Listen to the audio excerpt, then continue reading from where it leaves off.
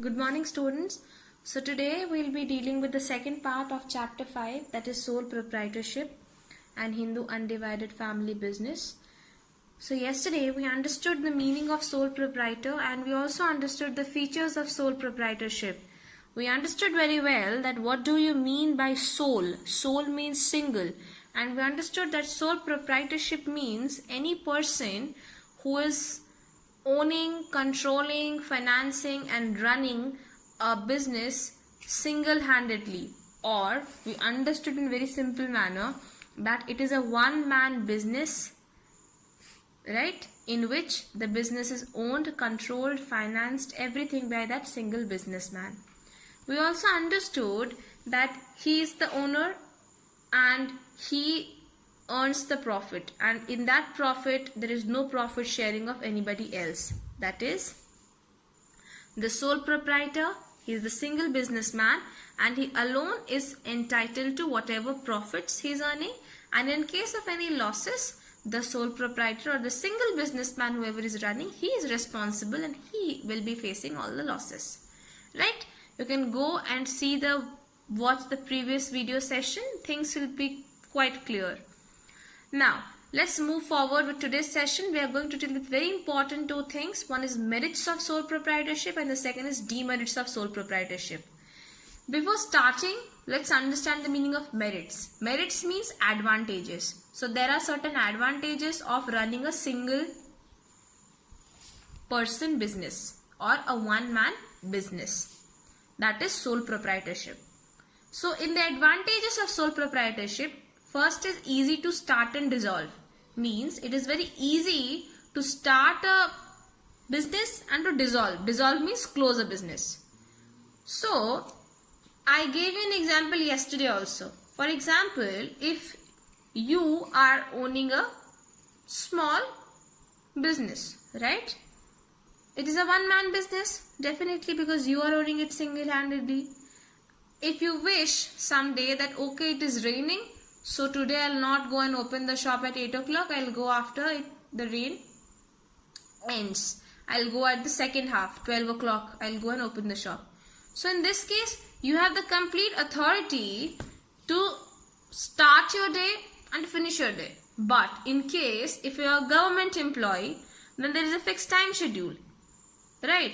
You have to reach at 10 o'clock, whether it is winter, summer or rainy day. You have to reach. So these are certain benefits of sole proprietorship. It is easy to start, easy to dissolve. If you wish that okay, fine, I'm not earning any profit out of this business, I want to shut it down, you can shut it down. You need not get any legal permissions from any authority to close your business. I gave you a very simple example yesterday that if you are going to the Budh Bazaar and someday you felt that chalo theek hai, let me put a idli wala thela and I'll sell some idlis. For the first week you went, you made a huge profit out of it. But the next week you felt, okay, fine, I'll not be going this week. So it is your decision. Nobody can come and force you that no, you have to go and you have to run your business, right? In sole proprietorship. The second is motivation to work. See, the biggest motivation to work in a business is profit, is earning huge money.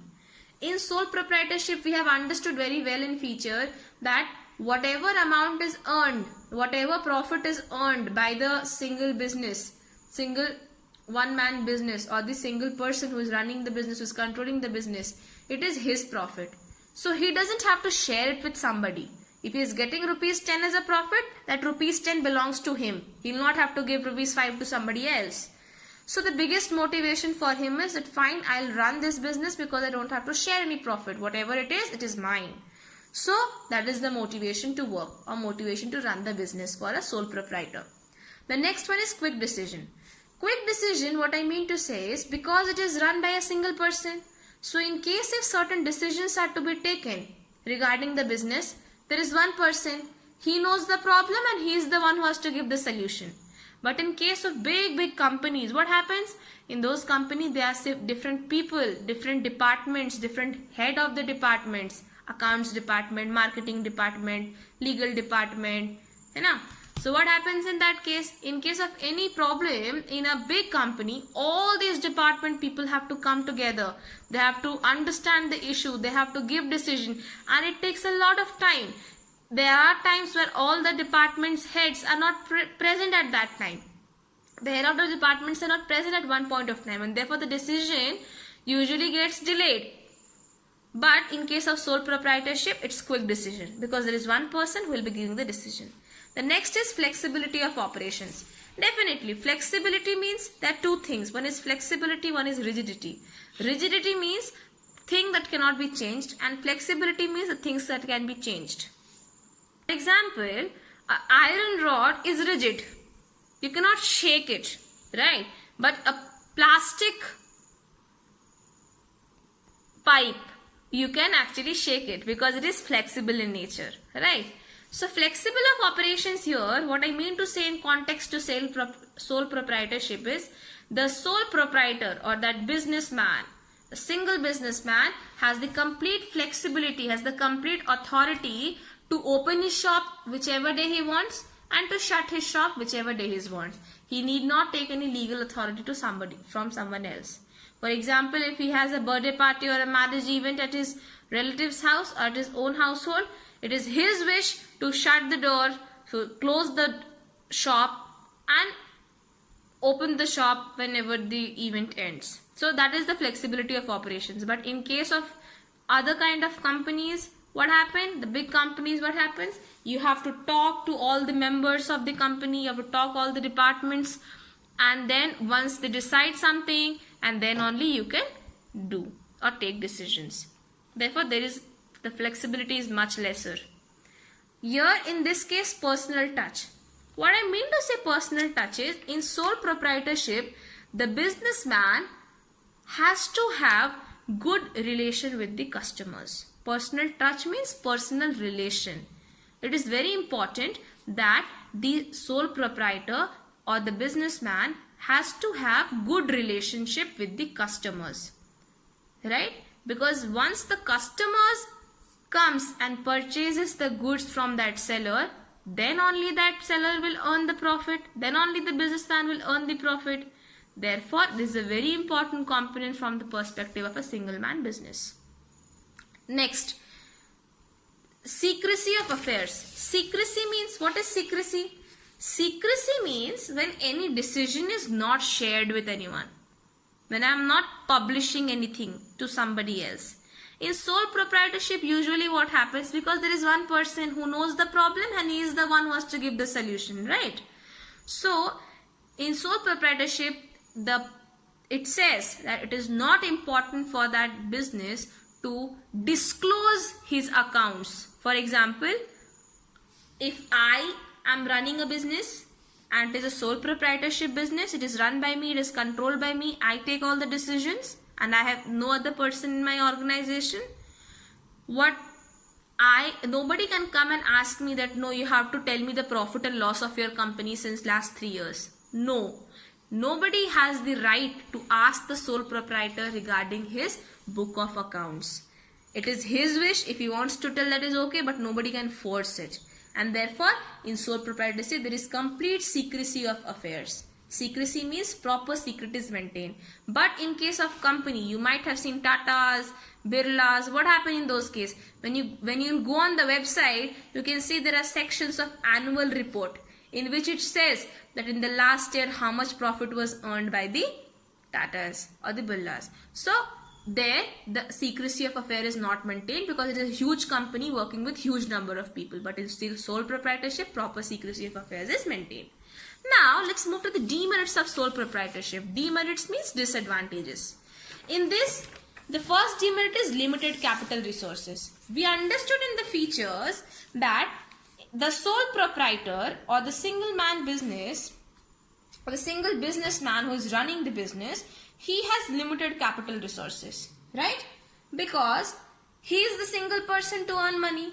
He is the single person who is earning profit. So there is a very minimum amount of resources that he requires. And in order to make his business larger, he will need more amount of money. So he has limited capital resources. Capital is what? The initial amount of money that is required to run a business. Then limited managerial ability. See, again I am telling you, it is a single man business. In this, every person, you know that all the people are not same. A single person cannot have all the qualities. One can be a doctor, one can be an engineer, but you cannot see a person who is a doctor, engineer, lawyer, chartered accountant, everything. Right? So that sole proprietor, he'll also have some skills, and because he is the only manpower to his business, he has limited managerial ability. Understood? Unlimited liability means, again I have explained you this in features. In unlimited liability, what it is say? It says that a sole proprietor has to face the losses that he undergoes in his business, because he is the one who is running this business. Therefore, if there is any kind of risk that has happened or that will be happening in his business, he is the sole, he is responsible for that liability, for that risk. The next one is uncertain life. Uncertain life, what I mean to say, it says that in case the business that is run in the sole proprietor, in case if the businessman is ill or he is no more, he dies, so the business, whatever he was having, it will dissolve, it will get closed. Therefore, the sole proprietorship, it has uncertain life. It may open someday, it might get closed someday. It has no legal requirements. The next one is, the last point is limited scope for expansion. In limited scope for expansion, I will say you that in a sole proprietorship, because it is less amount of money, less capital, because there is only one person who is running the business, he is the earning the profit, so it's very limited amount, limited money in order to expand.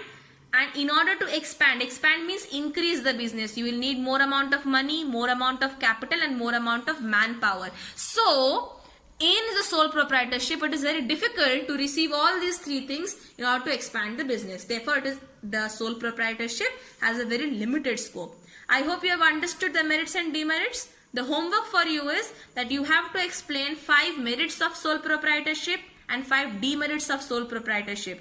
Please note, I am telling you to explain, not to write down. Therefore, whenever you write, these are subheadings. When you write these subheadings, you have to put a colon or a dash and write 2 or 3 lines regarding this topic. And if possible, you can give examples as well. But it is not necessary for you to copy down each and every word written in the book. You can write in your own word, but you need to mark down all the keywords, highlight all the keywords, because this will be helping you while you will be giving your exams. Thank you.